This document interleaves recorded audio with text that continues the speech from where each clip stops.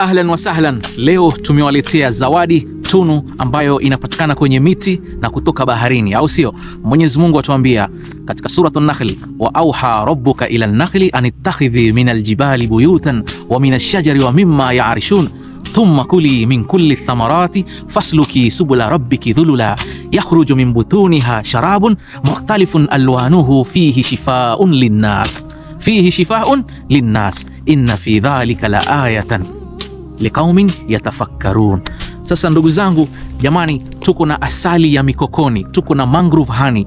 Jamani, pambizoni mwa bahari zetu tuko na miti ambayo Mwenyezi Mungu ametuletea. Miti ile kando na kuwa ni nyumba za samaki wadogo, kando na kuwa ni miti ambayo inaweza kuzuia mmomonyoko wa udongo na kulinda fuo zetu, pia inaweza kuwa ni chakula kikubwa sana cha mwanadamu ambacho ni asali, au sio? Asali za mikokoni ziko na a lot of nutrients, a lot of antioxidants, a lot of antimicrobial effects ambazo kwamba wewe mwanadamu unahitaji kwa immunity yako na nguvu yako. Unaijua ni asali ipi? Inaitwa mangrove honey.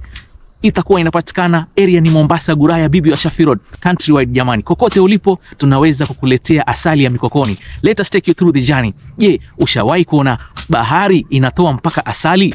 Unanipata? Kwa hivyo zile nutrients, minerals zote za bahari unazipata katika asali ya mikoko. Neema hii, hadha min fadli rabbi. Kwa hivyo tukikata mikoko yetu, asali tutakosa. Tukikata mikoko yetu, samaki wadogo watakosa sehemu za kukaa, sehemu za kuishi, na vile vile hewa yetu itakuwa ni ngumu kusafishika, kwa sababu wanasema mikoko inaweza kusaidia katika siku 76 days 1 ton of carbon dioxide inaweza kusafishwa na mikoko. Hauoni kama ni raha hiyo? Mambo ni wapi?